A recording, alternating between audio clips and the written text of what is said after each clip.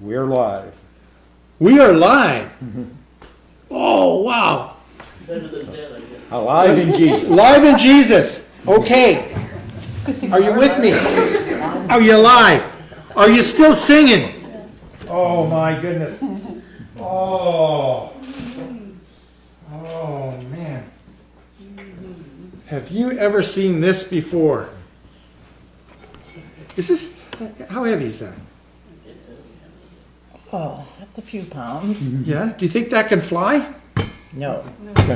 You haven't gone far. Huh? You haven't gone far. Like a rock. Yeah? Well, this is the illustrative sermon. Oh, my goodness. Hi, Don. Eagle's wings. Hey, didn't talk about eagle's wings? Oh, my goodness. Now, if we were, if have you ever been close enough to an eagle whose wingspan is over 20 feet? 20 feet. So how wide is this sunroom? 30? 36. Okay, so that's, This is but American the width of it is, the width here from there to there is about 24. Does that make sense? Yeah. That would be the grown American eagles. They come from the States. Did you see that eagle I put up that was carrying a crocodile away? Yeah, I did. Yeah. Did you know that eagles they can carry bears away? They can, Calves. you know, they can. If they wanted to take you, they could. When I was 16 years old, I was up in the Interlake, and I was going on a barge from the Narrows, from Friedman's place, who owned the fishing place there at the Narrows, crossing the bridge.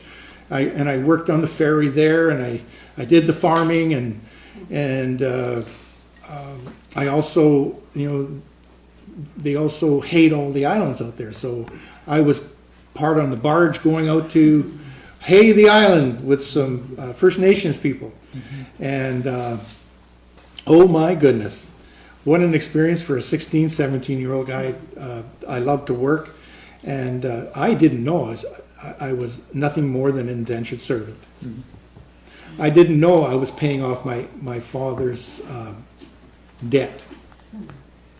I didn't know that he had lost so much money in a poker game and drunk that I had to work for this family for 2 years. So I became a slave. And 16, 17, that's when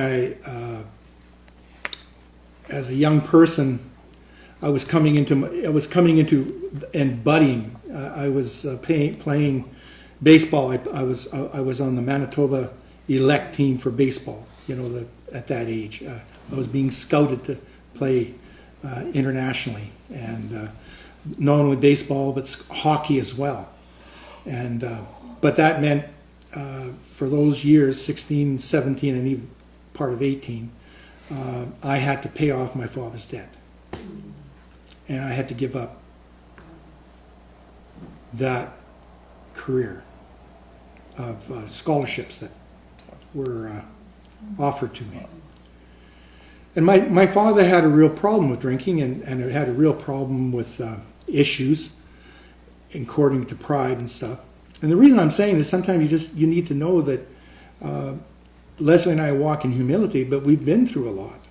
And sometimes you just don't know the understanding of what we've gone through. And my father was a person that was beaten by his father, and it was probably an intergenerational thing, and he didn't know any better.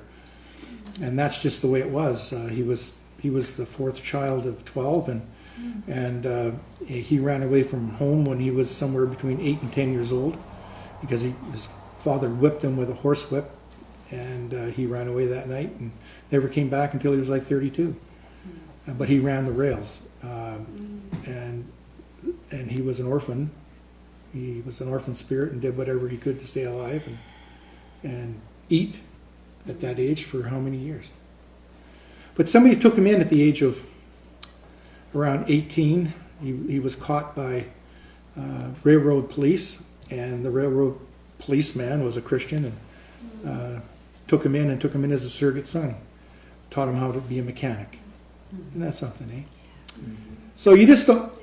So if I hadn't had the opportunity to go up on this barge to pay off my father's debt, and the eagle that came down to grab me for lunch had a wingspan of over 20 feet. He thought I was sitting out there as a 16-year-old tanning, and as this barge was going through, and I was sleeping on a bunch of bales and different things, and the eagle came down. And as close as the eagle was when I was laying there is as close as this was now, with his talons coming in to grab me, and we had an eye-to-eye look like this. And needless to say, I was startled. I don't think you can startle an eagle very much. But he decided not to eat me. And he decided, the talons, he decided not to take me, even though I might have been a good lunch. So on eagle's wings, he could have taken me. He could have grabbed me. There has been, when we were in Abbotsford, there were people that were eagles locked into people's shoulders and went for the dog and hit the person and different things. So an eagle has always been a bird of integrity. Eagles mate for life. They can live up to 120, 140 years old. And once they become my age or Dawn's age, somewhere in between there, their claws and their beak grow over, and they pull their claws out, and somebody knocks their beak off. Anybody knock your beak off yet there, Dr. Dawn? And then what happens is the other eagles come in and supply that mature eagle with fresh fish forever, until all the talons are grown back and the beak is grown back. So all the others come in community to look after the elderly. The reason I'm saying this, to have a wingspan of over like 20 feet, that's an eagle with maturity. So I met the eagle going out. I met the eagle going out. At the age of 16, I had given my heart to the Lord too. So I had my Bible, and I was reading things and learning things, trying to understand things. So in Exodus, when we looked at Exodus 19, if you look at chapter 4, you can continue to look at me this way. And there is a reason why I'm doing this, because this COVID-19, all these difficulties of these things that are happening right now. So if you look at Exodus 19, chapter 4. Verse 4? Verse 4, yeah, I'm sorry. Exodus 19. In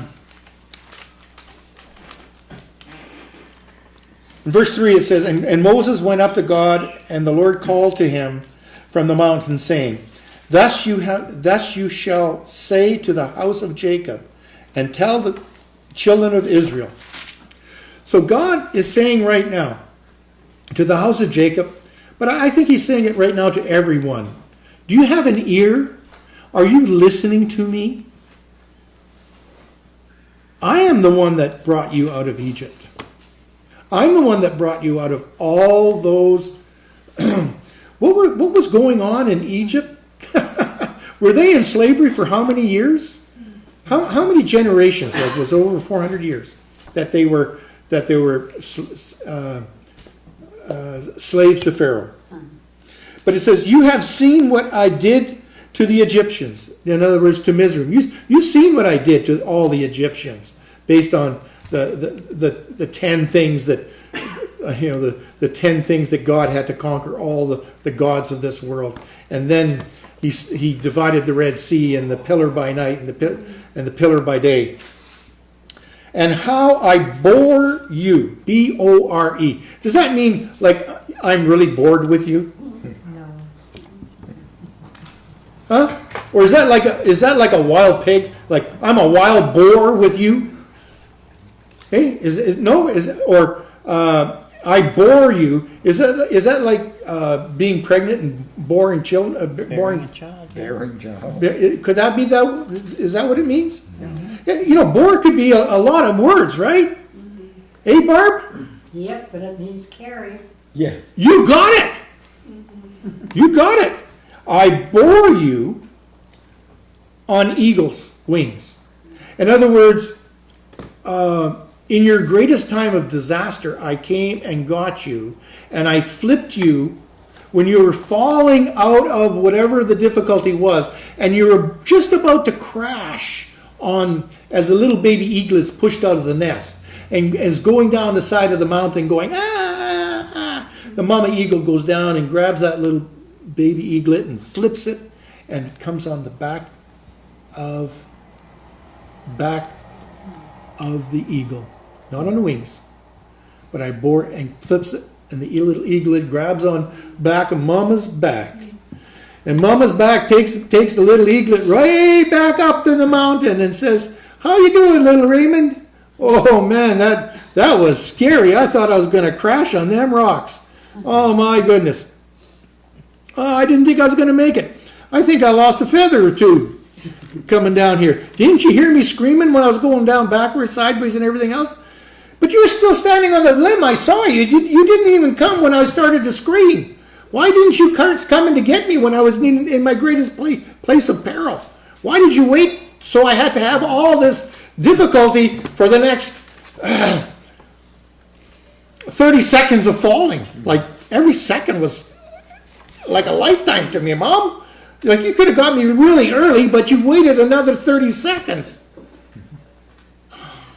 I almost dropped everything I had. But why did you wait? Well, son, I waited because you need to learn something. And what you need to learn, oh, by the way, what's that over your shoulder? Oh, I don't, well, she pushed me back off the nest, and away I go down again.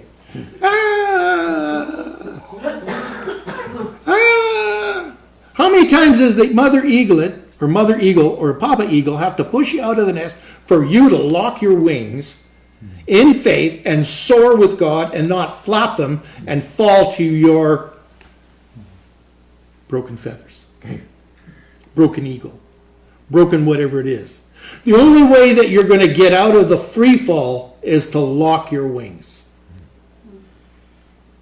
and allow the air of God, the voice of God, to lift you up so that you can soar. And until that point, it may be a number of times. You can go look this up on YouTube or whatever. You can be a number of times that the mother eagle or the papa eagle is going to pour you out, and he's going to flip you back. Just like it says here in Exodus 19:4. I bore you on my back during the greatest difficulties, and I brought you out. And that's what it says here. And I bore you on eagle's wings and brought you to myself. Are you going to lock your wings in faith so that God can put you on his back that close, dwelling, cleave to? Do you think that little baby eaglet was cleaving to the back of Papa or Mama? Do you think? I want you to know what goes down went straight back up. And when Papa Eagle or Mama Eagle had to go back up, they were flapping their wings, and you had to hold on. Are you holding on to God right now? Or are you holding on to the last thing of the kingdom of this world? God is shaking everything out of the kingdom of this world out of you. Mm-hmm. You need to lock your wings and get your eyes on God and get your eyes on what this whole process is about. Well, I'll get back to the barge. Well, the eagle didn't grab me. And we went out, and I hayed with horses. Yeah, anybody? You ever hay with horses? Lots of times. Yeah, lots of times. I was on the rake. I was on the rakes lining up. What do horses do after they've worked a real long time and you're taken for a drink of water? and they know they're going for the water. What do horses do, Dr. Don? Get in a hurry. They're in a hurry. And when they're in a hurry and when they're running hard and all they've been doing is eating a lot of good hay, what's happening coming out the back end?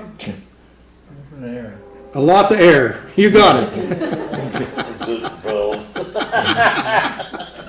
You have to be there to understand this. Earl knows. Earl knows. Oh, he's laughing over there. He knows what's happening here. He knows how horses. When horses get the sniff of the clean water, they're running for it, and they want to drink now, right? And you got to hold them back a little bit, or else they're gonna. Unless you really want a fast ride, because because the road is not going to help. The road's not going to be smooth compared to how fast the horses are running. Well, I want you to know right now, whatever the road that you're on right now is not smooth enough to handle what God is taking you through, or what the enemy's taking you through, or what man is taking you through, because it's not smooth. Does that make sense? There's a lot of bouncing going on, and there's a lot of different air going on, and there's a lot of different things happening. And those horses aren't going to stop until they get to the place where the water is. So you better enjoy the ride, or you better know how to handle those horses. Because the horses, right, Earl, are handling you. Yeah. They'll try. They will try. Are you with that? The enemy will handle you. He will take you for a run over rocky ground. Anyway, okay. Oh man, lots of life application stories here. Why are you talking about this, Ray? Well, I had a lot of experiences there, and the most difficult thing that happened is that it started to blow right in the Narrows there, Interlake.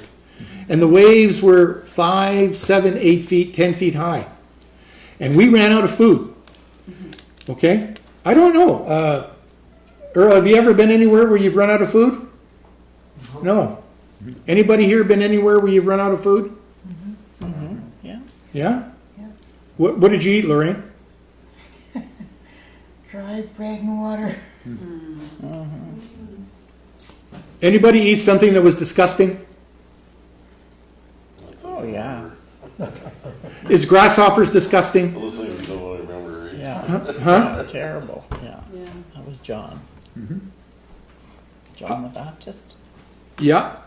But I've eaten grasshoppers. I've eaten other bugs out in Africa and different things. And they've handed me stuff. And, you know, when you go to India and we go to Africa, I want you to know when they hand you stuff to eat, and you've got to eat it. Yeah. Because that's the best parts that they've given to you. Yeah.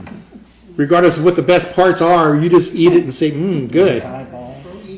Oh, okay, all right. So, you know, have you eaten disgusting stuff? Well, I want you to know, I had these First Nation native guys, and we ran out of food. There was only a few cans of sardines left, and they said, okay, well, you keep some of those sardines for yourself. We're going to go catch as many muskrats. Any of you guys eat muskrat? No, but they do. Disgusting. I mean, rat in musk. I don't care how you dress it up with sardines. They say beaver is the best to eat. Oh, yeah. You know, we were on an island, and they were looking for beaver. But beaver they couldn't get, but they got muskrats, and we ate them. You know what else is really disgusting? Eating seagulls.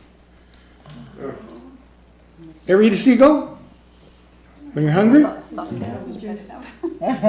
They're not. Are they an endangered species, like a dodo bird? I want you to know that show Nemo, mine, those seagulls. You can have them. You know, like they can. They're okay. As a young person, I had to eat these things, and the only thing I had to dress it up to make it taste half decent was sardines. So whatever you can do with a sardine, because there was no other spices left. That was it. So you got sardine oil and Anyway, so why are you saying this? The waves came down to about 3-4 feet after we had no food for about 10 days. And they were very concerned with they knew we probably ran out of food, but it was too windy, and they did get a helicopter, but it's still the helicopter Why couldn't go in didn't the you storm. fish? We caught the odd fish, but it was really storming, like Yeah, I big know, waves. I know. Yeah, but the odd fish we got. In saying this, there was a point where there was a rowboat that wasn't very good and one oar, and then they took a plank and whittled down the other plank to make it an oar. Now, I was an athlete, okay? Really, I was an athlete at that time, 16, 17. They said, we're going, Ray, are you coming with us? So I had to make a decision as a young person or a young adult. Do I stay here by myself? No more food, maybe 2 cans of sardines left. That's it. Maybe none. Can't remember. She said, we're leaving now. And I had to make a choice to go out into these waves that were 5. How we got through the first waves coming to the beach, I don't know.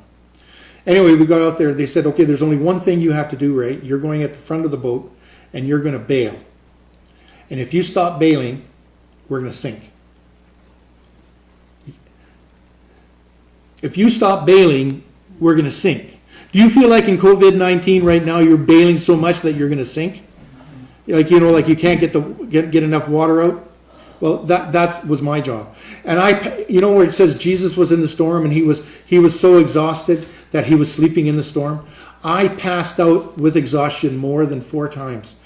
Passed out from exhaustion. And they beat me with whatever oar or whatever the stick was, or shook me to wake me up. Now, why am I saying that? It was a difficult time. This is COVID. I don't know how much difficult things are going to get, but are we going to wake up? Are we going to stay the course? And it got to the place where we're almost land, and I was at that time I was a champion swimmer, and I looked at it and I said, you know, we went into the bay and it was calm, and I'm thinking, it's only a half a mile or a mile. I could swim that 5 times, 10 times. I jumped out of the boat. And I was so exhausted with my muscles, I went straight down.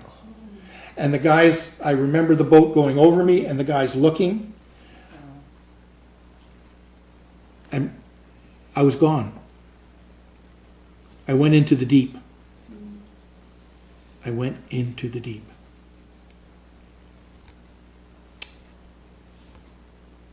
The next morning, they found me on a rock about the size of this table, round, about 30 feet, 20 feet from shore, on my back, on the rock, looking up. And Ozzie Friedman, who was the owner of the property, had come in, and it had gone calm, and he was honking the horn and wanting to know, trying to tell that help was going to come because they had a helicopter and that type of thing. And he looked, and when he was honking the horn, there I was, and I got up. And I said, I'm here, Ozzie. You know, I was probably 100 yards from him. The 2 natives that were in the boat, they were about a quarter mile down, and when they saw me on the rock, because the last time they saw me, I was going straight down and I was dead, as far as I was drowned. So, when the Lord says in Exodus 19:4, I threw you on my back and got you out to myself, whoever got me on my back and put me on the rock to myself, to himself, to that rock, saved me so I could be telling you this story of the impossible being done. As we were walking back from the beach through the rocks, we came upon an eagle almost the same size as the one that came down to get me.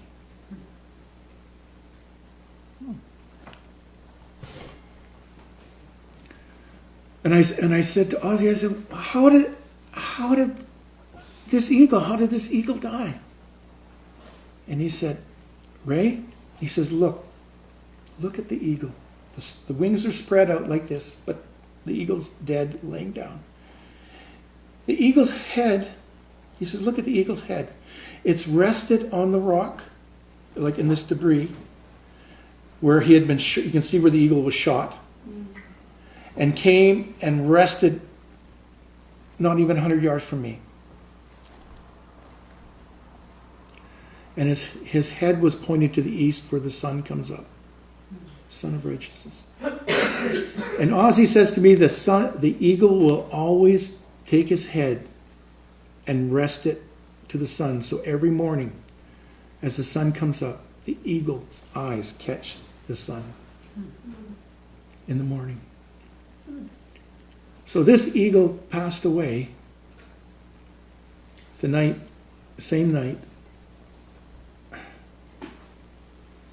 that the Lord saved me on an eagle's wings, not even 100 yards from me. Coincidence? Well, I just might ask the Lord, can you give me a replay on that when I get to heaven?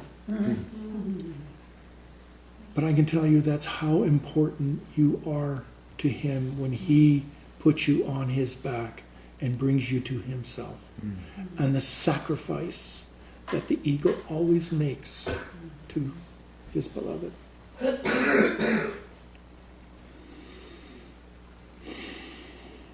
Regardless of how tough this COVID-19 is, how tough whatever you're going through, the sacrifice has been made by Yeshua HaMashiach, our eagle, our prophet. And it says in Revelations 19:10 that the spirit, the spirit of prophecy is Jesus. The spirit of prophecy and testimony is Jesus. And anything to do with an eagle is the spirit of prophecy of what Jesus will do to bore you and put you on your back, is what Barb says, to carry you out of whatever the difficulty is and bring you to Himself, to His special place of resting. And in my case, it was a sacrifice to see that eagle lying there. I don't know what the connection is. I just know that that's what it was. One day it'll maybe be explained to me. Maybe one of you will have a prophetic word and you'll explain it. I have a lot of prophetic ideas what it is and what God is doing in my life and how I was saved, and maybe this eagle, out of some prophetic whatever it is, how man shot this eagle who had a 20-some-odd foot wingspan. And when the eagle was on the ground, the wings were fully extended. And the head was pointed, and it was laying down, and his head was pointing towards the east to see the first sunrise, hoping that it would be alive in the morning. You fix your face, and knowing in the faith of who you are in Lord Jesus Christ, in the morning, the light of God is going to shine and bring you hope. Because hope cannot be disappointed. And our Lord Jesus Christ is the hope, and it's the hope that will silence the fear and the noise in your life and everyone else's life. So the Lord bless you, and the Lord keep you. The Lord make His face shine upon you. The Lord be gracious to you. Carry you on eagle's wings. The Lord let His light shine on you every morning as your eyes are focused on Him, just like the eagle. Look it up. And the Lord give thee peace. Shalom. How that eagle was resting in peace. And how I was laying on my back on a rock, not even 50 yards from it.